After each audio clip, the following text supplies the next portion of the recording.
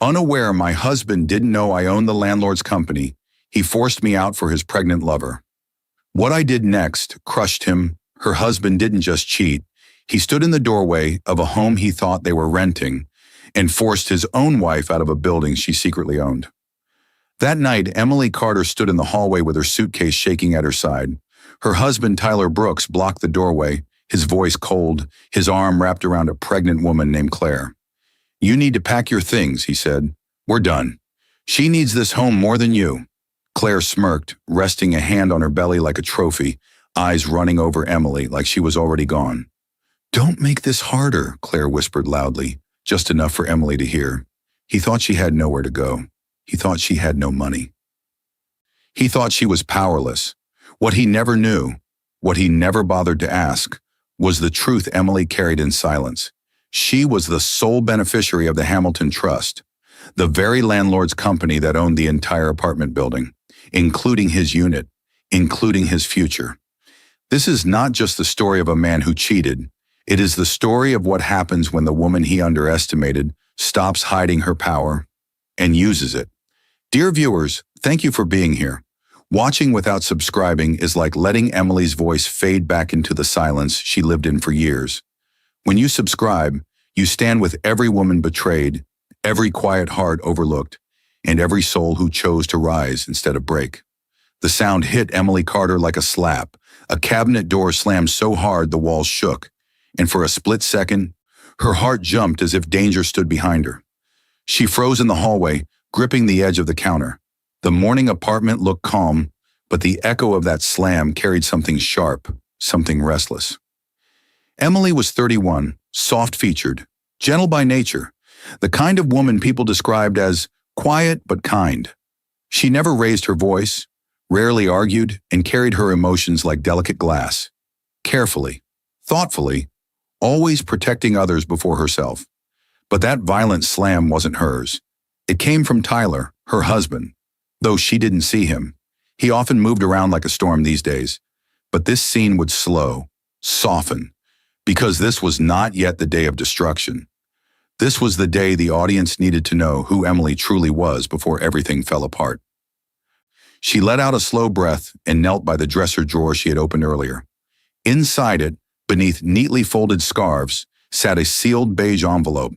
Its print was bold and official: Hamilton Trust. Beneficiary, Emily Carter, née Emily Hamilton. She reached toward it with gentle fingertips but didn't touch it yet. Not today. Emily had grown up in a modest home with her father, Richard Hamilton, a quiet man who built a small but steady property investment company from nothing. They weren't wealthy in the flashy sense. No mansions, no luxury, but they owned buildings, including the very apartment complex she now lived in with Tyler. Her father believed in steady growth, long-term security, and emotional honesty. A soft flashback drifted into her mind like a warm memory washed in morning light. Little Emily, no older than 8, sat on her father's lap as he signed a stack of trust documents at the dining table. His hand moved slowly, patiently, and he kissed the top of her head before whispering the sentence that shaped her entire adult life. "People treat you differently when they think you have money. Protect your heart, Emily. Not everyone you love will love you for the right reasons." The flashback dissolved gently. Emily blinked, remembering how those words guided her through every relationship, especially one. Tyler Brooks, her husband for 4 years, entered her life when she was 26. She met him at a small volunteer event. He was charming, confident, older by a few years, and quick to joke about life. Their first real conversation happened while they sorted donation boxes together. She remembered the exact moment they reached the subject of trust funds, because it shaped everything that was to come. Emily had smiled softly, sharing a small joke about real estate. Tyler laughed, then shook his head and said, "Trust fund brats never know real love. Everything's handed to them. I can't stand that type." He said it casually, not knowing that Emily's father had passed months earlier, leaving her the beneficiary of the Hamilton Trust, making her, by definition, the kind of person he claimed to dislike. In that moment, Emily had swallowed her truth. She told him nothing, and from that silence, a secret life began. The flashback faded, and she rose from the drawer, closing it carefully. After her father's estate settled, Emily had set up everything under Hamilton Trust with her maiden name on the paperwork and a separate account that quietly handled bills, including rent on this very unit. Tyler never saw those statements. They went straight to her private email in the trust office. Emily had never revealed her inheritance to Tyler, not even after marriage, because she feared he would look at her differently.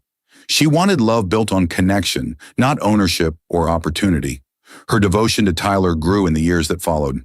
She kept their home tidy, supported his projects, listened to his worries, and believed their marriage was built on trust.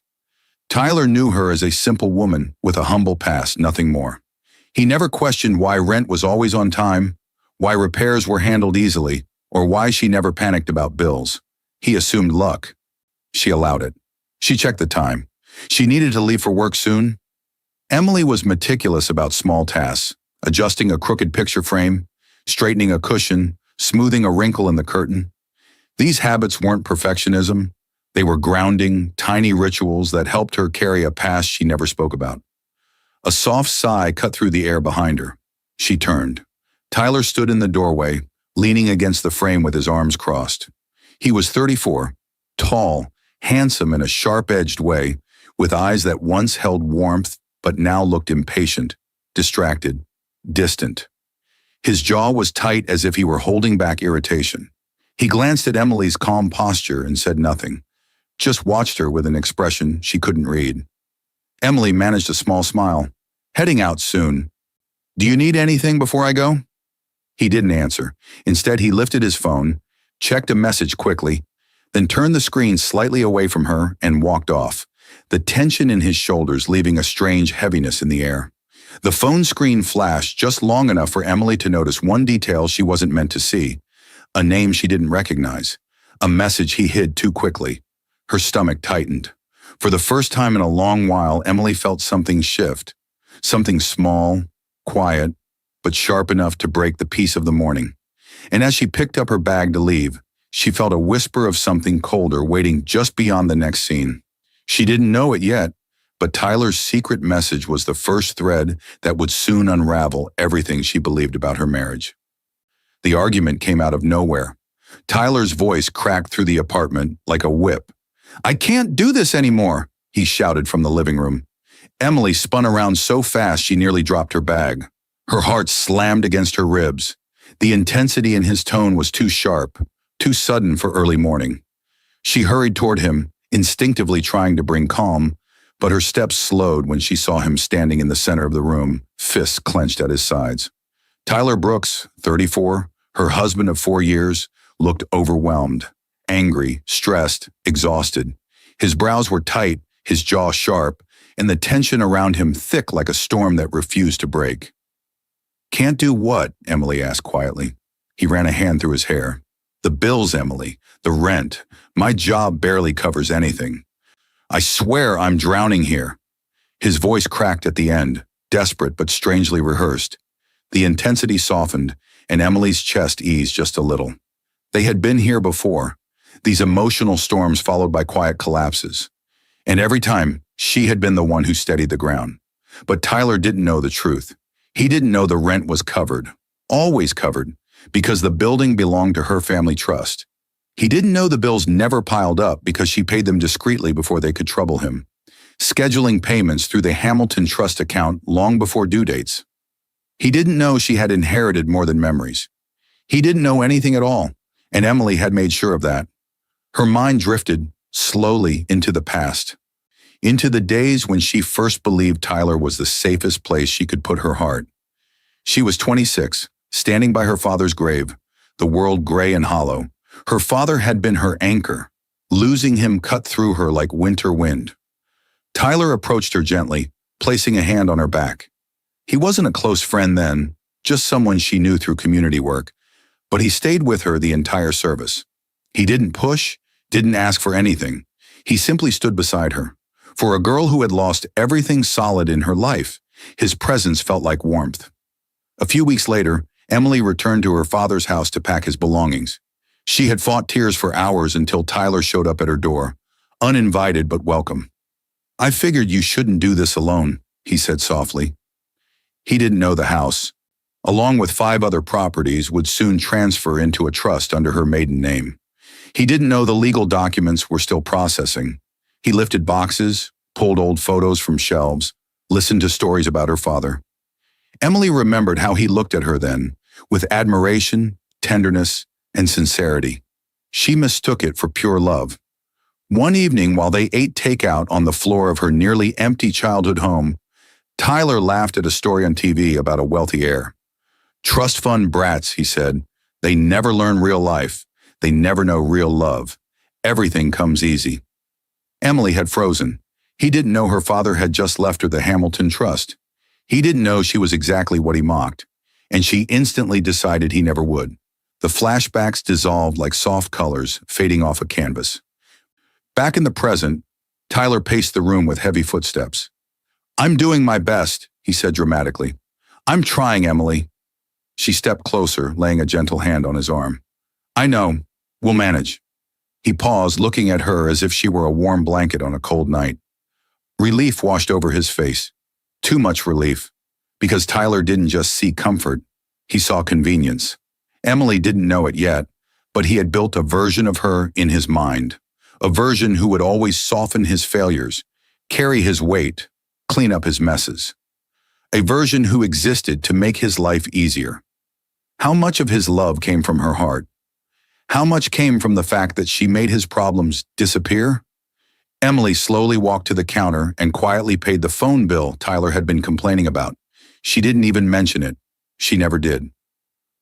He said he loved my simplicity, she thought. He never questioned why things were always okay. As she smoothed the receipt into her planner, Tyler's phone buzzed. He snatched it up instantly. Emily noticed how fast he turned the screen away from her, so fast it almost slipped from his hand. Her breath caught. His shoulders stiffened. He typed something quickly, screen still hidden, then looked up with a smile far too tight. "Work message," he said. It wasn't, and Emily knew it. Her stomach dipped hard, because deep in her bones, something whispered that this message, this moment, was the start of cracks she had never seen before. And when Tyler's phone buzzed again, the name flashing on his screen would become the one thing Emily could never forget. The crash was so loud it jolted Emily from sleep, a heavy thud shaking the living room floor. Her heart jumped into her throat as she shot up from the couch, breath tight, mind racing with the worst possibilities. She hurried toward the sound, pulse pounding, only to find Tyler slamming the front door behind him. He didn't even look at her. He walked past with his jaw clenched, shoulders stiff, sweat beading on his forehead, as if he had been running or hiding. The intensity of the moment left her silent. She watched him drop his keys on the counter, his movements fast and restless. Tyler Brooks, her husband, the man she believed she knew better than anyone, was starting to become someone she didn't recognize. But after that explosive entrance, the energy slowly softened. Emily pulled a blanket tighter around herself and approached him carefully, not wanting to trigger another outburst. "You're home late," she said, gentle as always. Tyler didn't answer at first. Instead, he checked his phone with a quick swipe.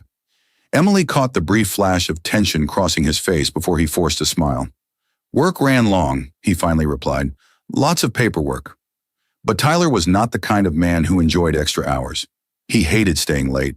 In 4 years of marriage, he had never been the one to volunteer for extra shifts or extra responsibility. And now suddenly he was leaving early, returning late, and guarding his phone as if it held secrets that could burn him alive. Emily watched him move across the room. He stopped in the hallway, looking down at his screen. His posture changed, slouched forward, protective. She saw guilt flicker across his expression. Then she heard the words that froze the air around her. "She doesn't suspect anything." His voice was low, almost a whisper, but clear enough that Emily felt it like a knife point against her spine. Her breath stopped. Tyler's head snapped up when he noticed her silhouette in the doorway.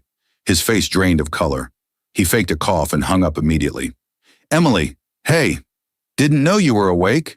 Her fingers tightened around the blanket. "Who were you talking to?" He gave a laugh that didn't reach his eyes. "Just Martin from work. He's dealing with something." It was a weak lie.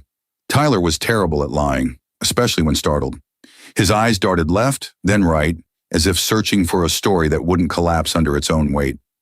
Emily nodded slowly, pretending to accept it. She didn't fight him.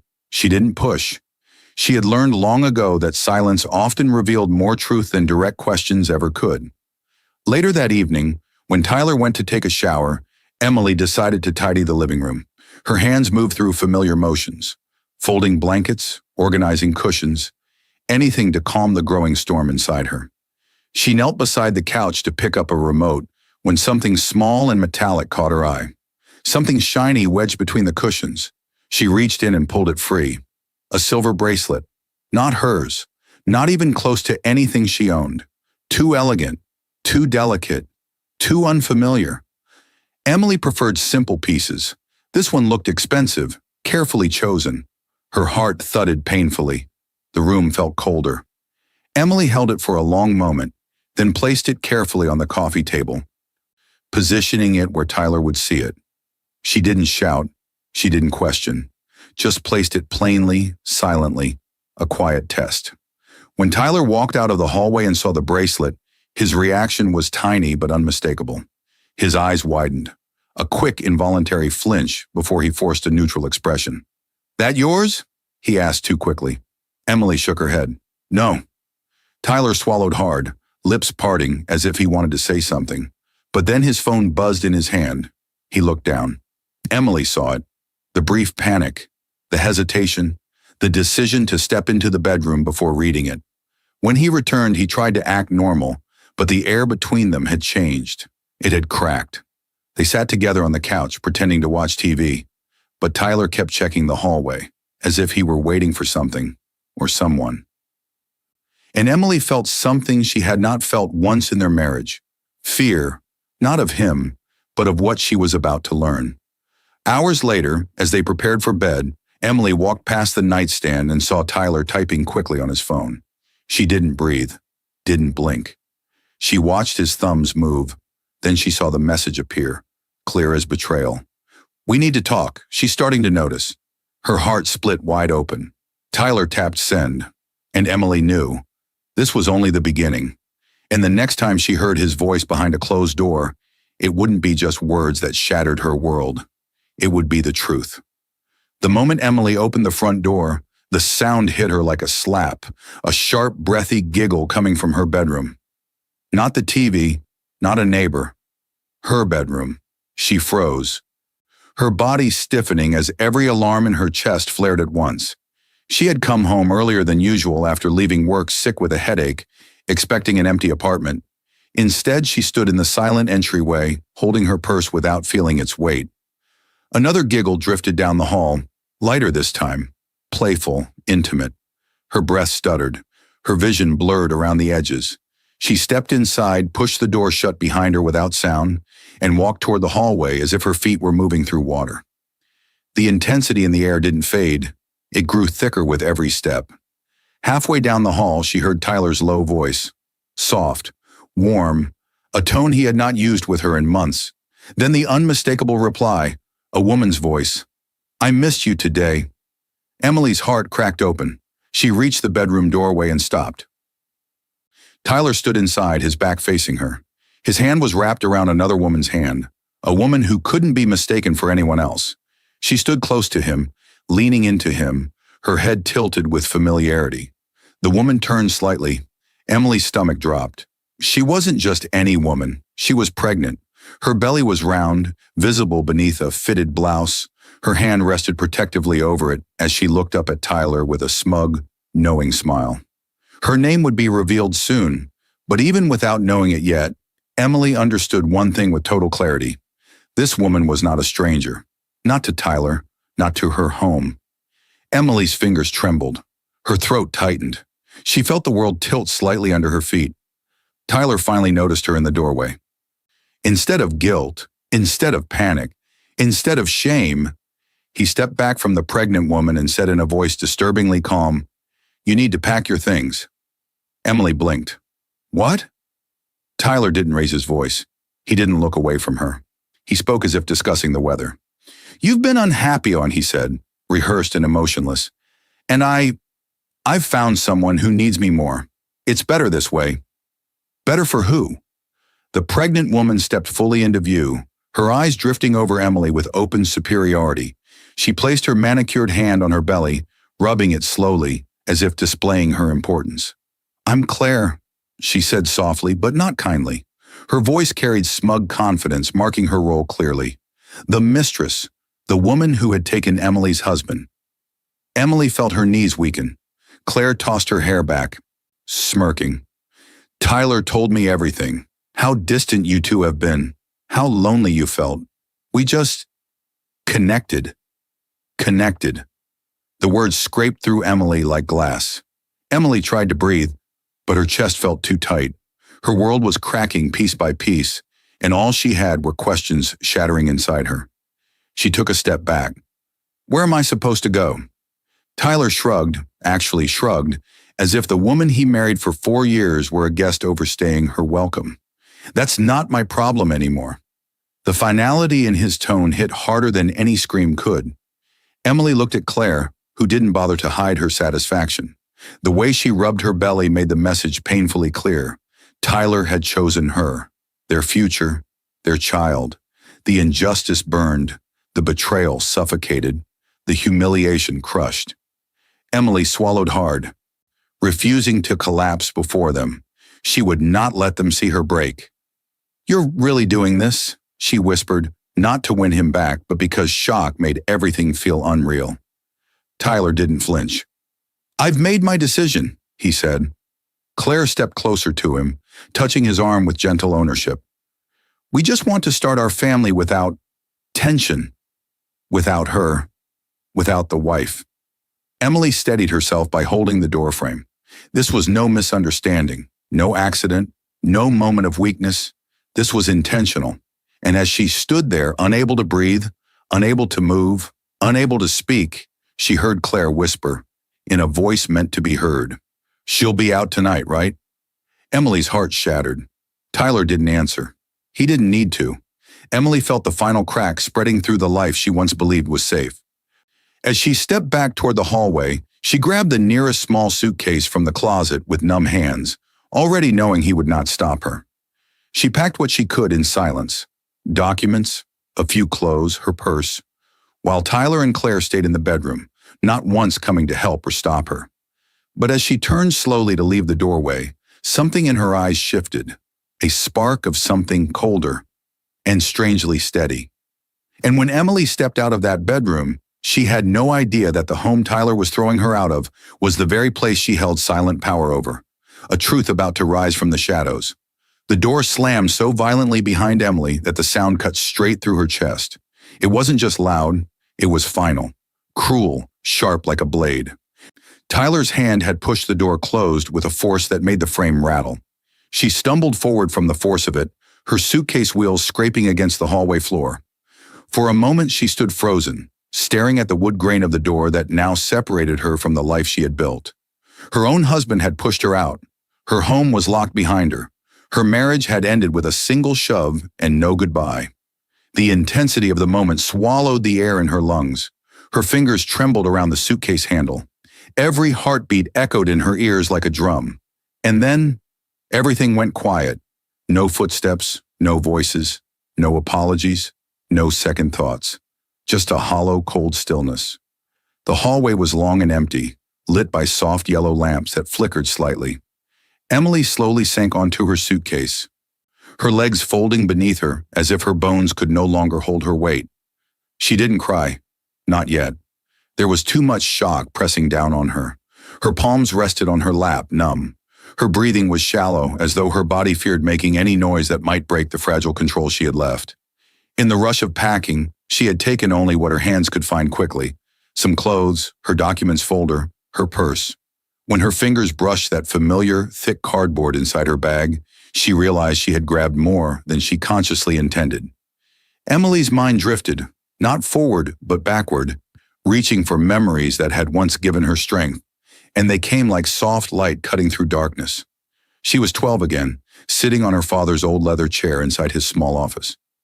She remembered the warm scent of cedar and old papers. Her father, Richard Hamilton, looked at her with gentle eyes. He spoke the words that shaped every choice she'd made in her adult life. words she now heard with painful clarity. When someone shows you their true heart, protect your own. Back then, she didn't fully understand. Now she did. The warmth of the memory faded, replaced once again by the stale, lonely air of the hallway. Emily pulled her knees closer to her chest, resting her chin lightly on them. She stared at the closed apartment door, the same door she had walked through thousands of times with groceries, with work bags, with hopes for a future she believed she shared with Tyler. She replayed his voice in her mind. You need to pack your things. It's better this way. That's not my problem anymore.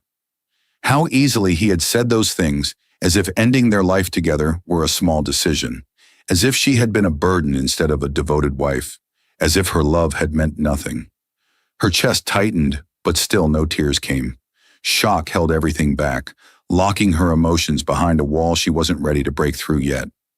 Minutes passed, or maybe an hour. Time had stopped meaning anything. Then Emily's hand moved on its own, slow, steady, almost automatic. She reached into her small purse, fingers brushing past tissues, lip balm, keys, until they found something solid. A folder, thick, old, slightly worn at the edges. She pulled it out and placed it gently on her lap. Hamilton Trust, beneficiary, Emily Carter, née Hamilton. The same folder she had tucked away in their bedroom drawer for years. She now remembered snatching it in those last minutes of packing, her body acting on instinct even while her mind was numb. Her inheritance, her identity, her hidden power. She stared at the label, and something tiny shifted inside her. Something not quite anger, not quite strength, but the faint spark of awakening. Tyler didn't know about this folder. He never knew she inherited the Hamilton Trust, the property company her father built from nothing. He never knew she owned multiple buildings, including this apartment complex. He never knew that every month, the rent he believed they struggled to pay went through her family trust, under her maiden name. And she had kept it that way because she believed in love. She believed in honesty. She believed in building a life based on heart, not money. But now she had seen Tyler's true heart. Her father's warning echoed louder. Emily's hands steadied. Her breathing shifted from shallow panic to slow, controlled inhales. She opened the folder with deliberate care, as though touching something sacred. Inside it were documents, property deeds, trust agreements, tenant lists, financial reports. She had avoided looking at these for years, choosing to focus on her marriage instead. But tonight felt different. Tonight the secret no longer felt like something she needed to hide. Emily leaned forward, eyes tracing the first page. Then, her eyes widened, not in fear, not in sadness, but in realization. She saw the line she had always skimmed over before. Primary beneficiary retains full authority over tenancy approval and termination for all Hamilton Trust residential properties, including Westridge Apartments. Her apartment building, Tyler's unit, Claire's new home. A realization so sharp it stole her breath. The contents of the folder reflected something she had never connected before. Something that now, in the aftermath of betrayal, made perfect, devastating sense. But the audience does not see the rest of the page. Not yet. Only Emily's expression, wide-eyed, stunned, awakening. Something inside her had clicked. Something powerful. Something dangerous. She closed the folder slowly, her lips parting in silent understanding.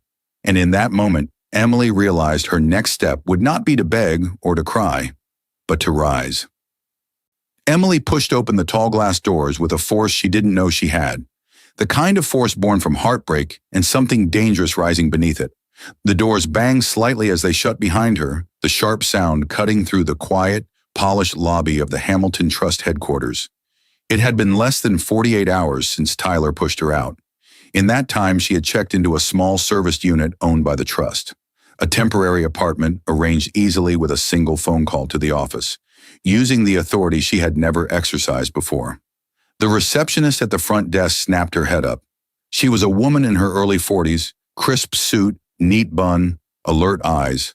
As soon as she recognized Emily, surprise flickered across her face. "Ms. Carter," she said quickly, standing straighter. We weren't expecting you today." Emily didn't slow down. Her footsteps echoed across the marble floor, steady but cold, like someone who had just remembered what she was capable of. "I need to see Mr. Lawson," Emily said. "Yes, of course." The receptionist's voice softened into respect. "I'll let him know you've arrived." She picked up the phone immediately, her eyes following Emily with the kind of awareness only reserved for people who held real authority. Emily walked toward the elevator, her pulse steadying. The bright lights above reflected her expression, calm, controlled, but carrying the shadow of something wounded. And then, as the elevator doors closed around her, the world slowed down, pulling her into a memory she had tried to bury. The day of her father's funeral, black clothes, silent tears, cold wind. Emily stood alone beside the burial plot after the crowd left. Mr. Lawson, her father's trust attorney and one of his oldest friends, approached her with a folder clasped tightly in his hands. He spoke gently, respectfully. "Your father left everything to you, Emily. You are the sole beneficiary of the Hamilton Trust." Emily had barely understood through the haze of grief. Lawson continued, "The properties, including the West Ridge apartment building, will fall under your direct approval once you turn 30. You're 26 now. When the time comes, everything will be yours to control." She remembered nodding numbly, not realizing how powerful those words would become. The flashback faded. The elevator doors slid open with a soft chime. Emily stepped into a hallway lined with glass offices and silver plaques. Her name, Emily Hamilton Carter, was printed on several documents framed on the wall, commemorating her official status in the trust. When she entered Mr. Lawson's office, the older man stood from his desk immediately. He was in his 60s, silver hair, sharp eyes softened by years of loyalty to her father. "Emily," he said with warmth and concern, "you look troubled. What's happened?" Emily sat down across from him, folding her hands in her lap. Her voice was steady, but her eyes carried the weight of the night before. "I need to review the tenants of the West Ridge property." Lawson's brows lifted. "That's your residential building. Everything okay at home?" Her silence answered him. He hesitated.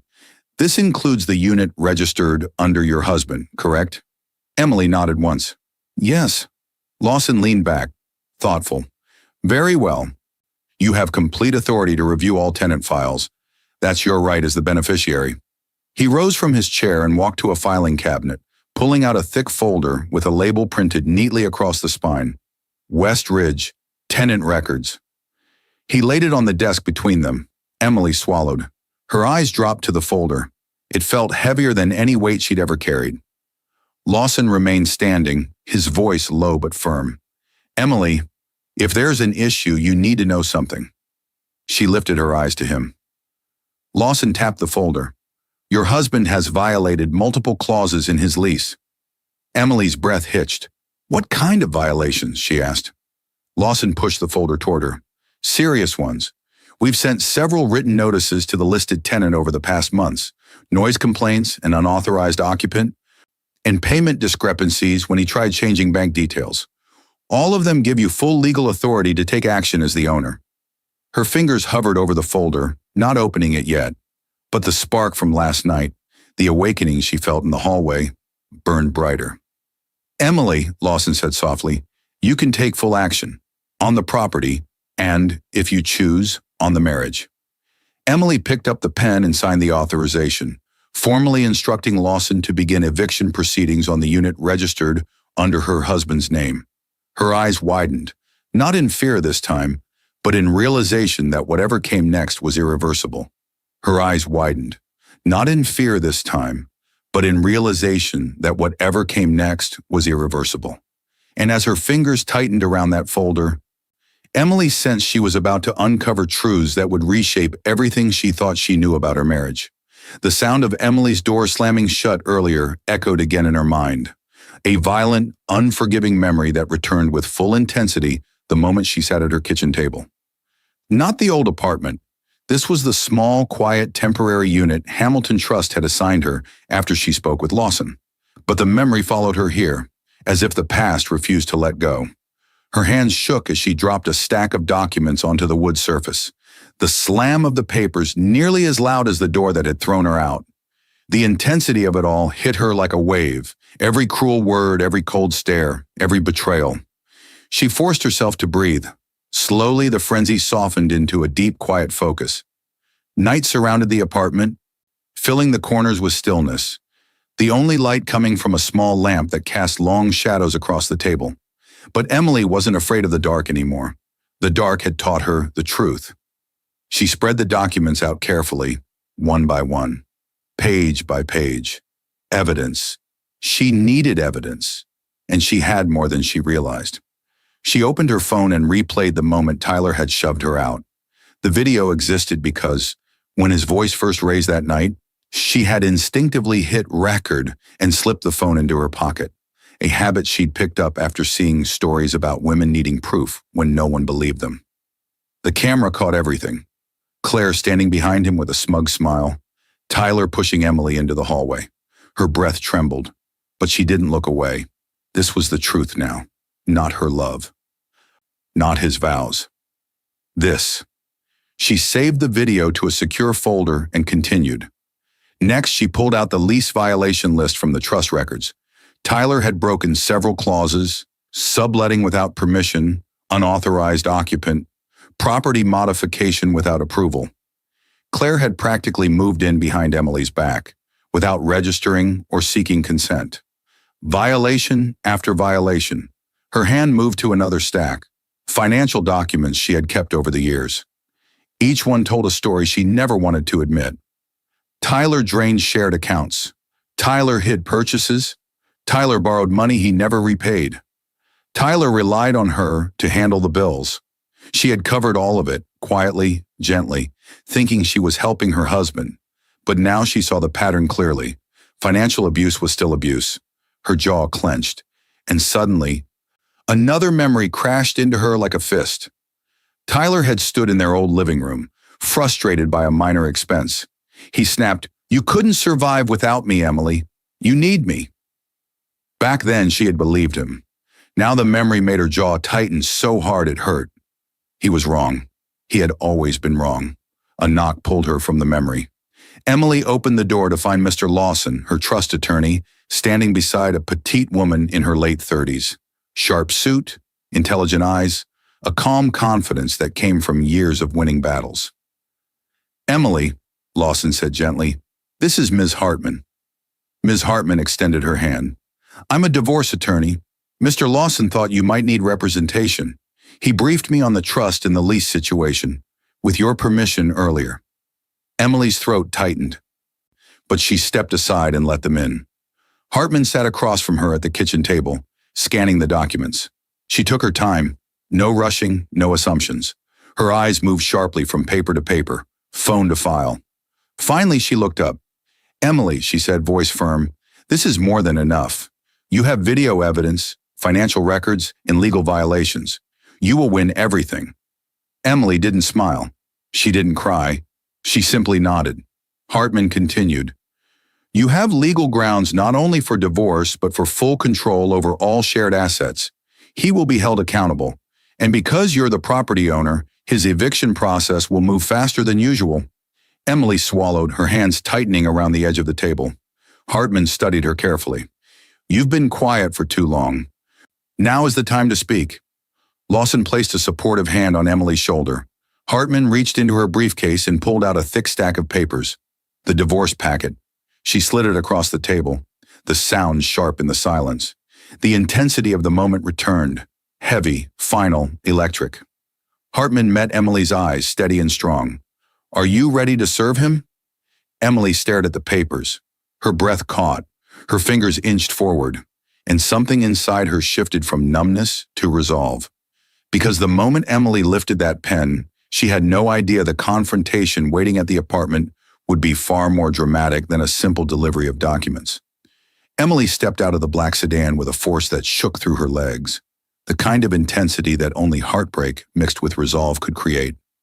It had taken a short but relentless stretch of days, legal notices drafted, records updated, and urgent court orders secured using the pile of violations and ownership documents she held. The air outside the apartment complex stung her lungs as she inhaled sharply. She wasn't alone. To her left stood Sheriff Dalton, a tall man in uniform with calm authority in his eyes. To her right stood Mr. Jacobs, the property manager of West Ridge, a quiet, middle-aged man carrying a clipboard filled with documents, including notices he had already mailed to the unit the day before. They flanked her like two silent pillars. This was not a visit. This was an execution of a decision already made. Sheriff Dalton adjusted his hat. "You ready, ma'am?" Emily nodded, though her fingers trembled slightly. The building looked the same as ever. But today it felt foreign, like a stage where a truth long hidden was finally stepping into the light. They walked down the hallway where she had once cried, once broken. But this time, her footsteps were steady, sharp, decisive. They stopped in front of the door she'd been pushed out of. Sheriff Dalton knocked firmly. Bang! Bang! Bang! The intensity of the sound echoed through the building, vibrating against Emily's spine. Inside, muffled voices scrambled, followed by heavy footsteps. The door swung open. Tyler Brooks stood there, irritation already twisting his face. "What now, Emily?" He folded his arms, pretending control he no longer had. Then he noticed the sheriff. His posture stiffened. Sheriff Dalton calmly opened a folder and pulled out a document. "Tyler Brooks?" "Yeah," Tyler answered, confused. The sheriff held out the paper. "You are being evicted for violations of lease terms under an emergency enforcement order." Tyler scoffed, actually laughed. "Evicted? For what? This is ridiculous." His laugh stopped abruptly when he saw the letterhead. Hamilton Trust Properties. The color drained from his face. His eyes darted from the sheriff to the property manager, to Emily standing silently behind them. "Wait," he choked on the word. "Emily, what is this?" She stepped forward, her expression calm, almost serene, the calm of someone who had finally stopped being afraid.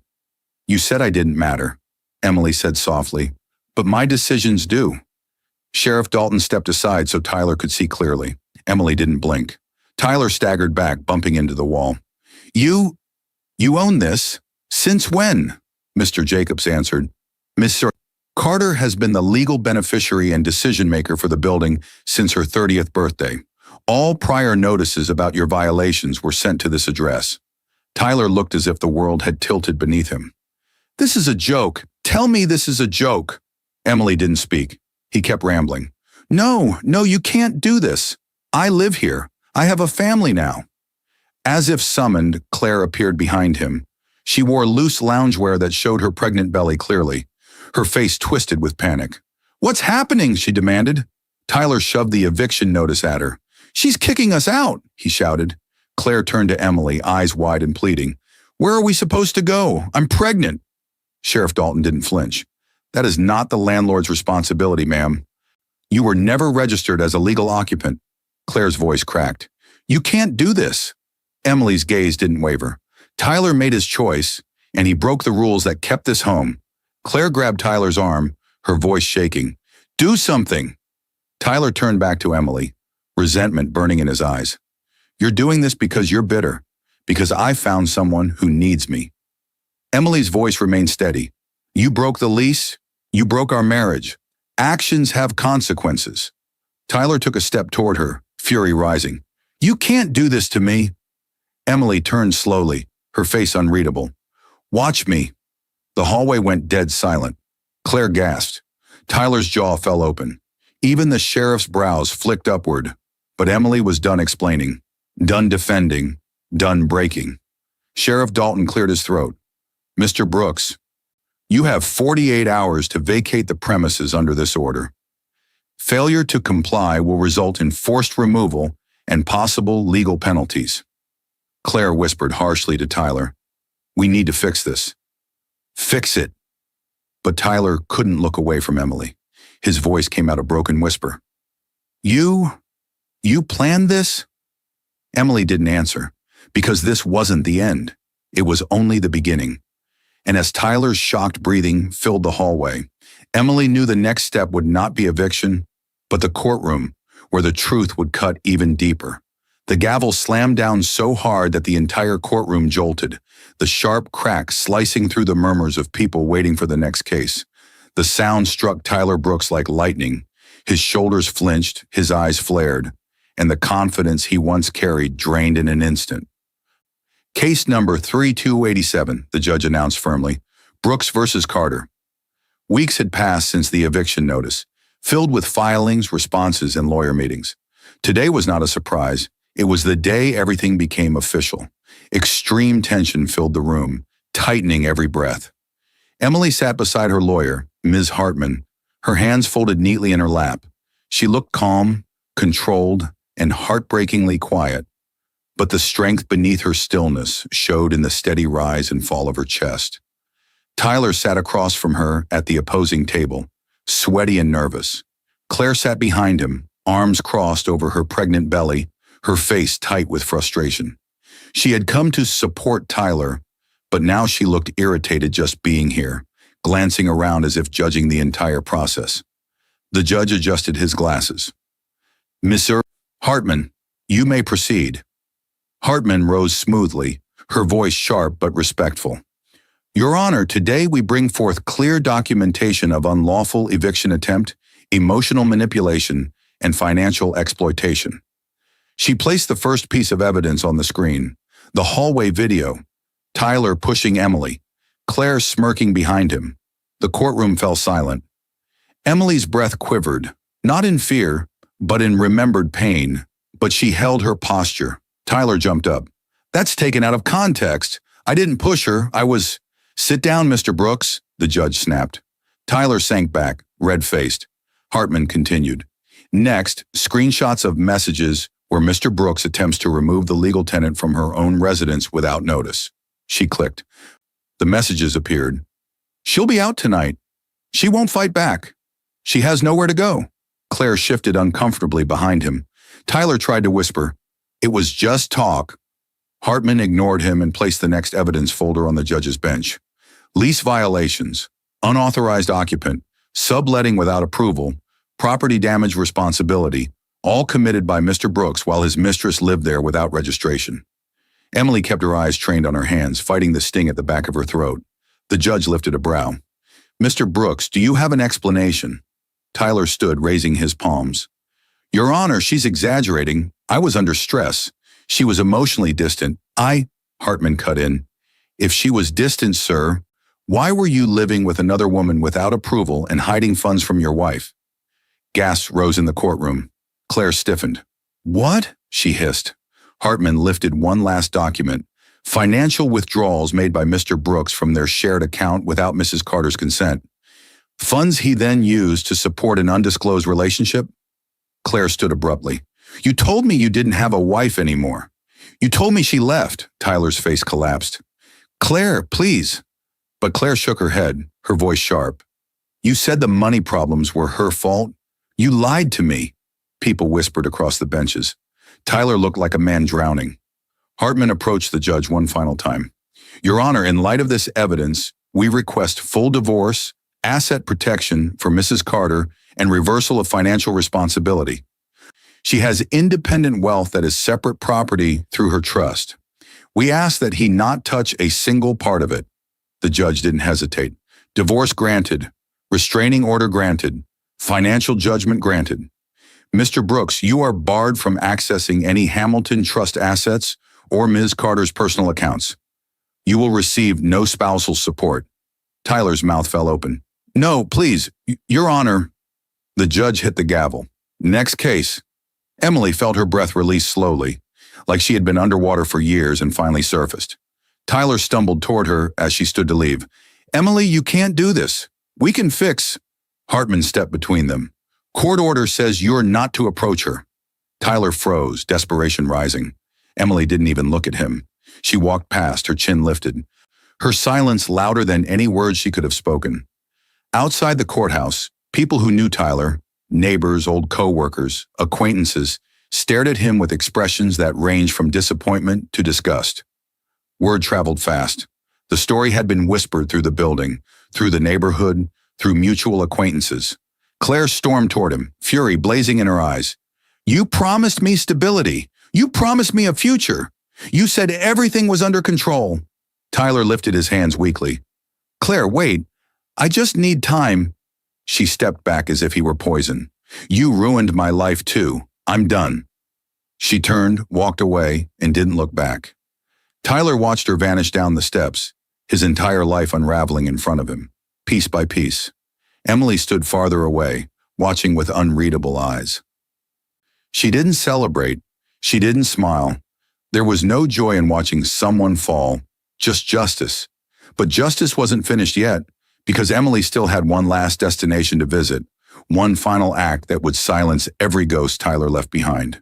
The keys hit Emily's palm with a sharp metallic clink. So sudden and loud it echoed in her chest like the final strike in a long war. That sound held intensity, closure, and the last trace of the life she was stepping away from. She stood at the entrance of the apartment building, the same building where she had once been pushed out, humiliated, heartbroken. The same building where Tyler and Claire had spoken to her like she was disposable. But now, the sun poured warm light across her shoulders. The wind brushed gently against her hair. And Emily stood there, not as a victim, not as a wife discarded, but as the woman who owned the very ground beneath her feet. Her posture was straight, calm, unshaken. The building looked the same brick walls, same windows, same doors. But everything felt different now. The heaviness she once carried here had lifted, replaced by a quiet, powerful peace that wrapped around her like soft armor. Emily exhaled slowly, letting her shoulders relax. She stepped forward, the morning light catching her eyes, making them shine. This was where she fell. Now it was where she would rise. She walked toward the entrance, her footsteps soft but sure. Inside the lobby, the property manager, Mr. Jacobs, greeted her with a polite nod.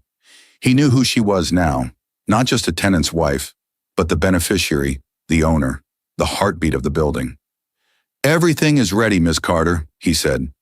"The paperwork has been signed. Their unit is officially vacant and under your control again." Emily gave a gentle nod. "Thank you, Mr. Jacobs." The building was quiet, peaceful, a far cry from the chaos it once held. Emily walked down the hallway she'd sat in after being pushed out. Back then, she had been numb, crushed, lost. She had thought her life was ending. She now knew it had only been shifting. She reached her old apartment door. The paint was still slightly chipped along the edges, the doorknob a little worn, a place that had once been her home. She unlocked it with the key and stepped inside. The air felt warmer than she expected. The walls were empty now. Tyler and Claire were gone. There were no memories left except the ones she carried in her heart.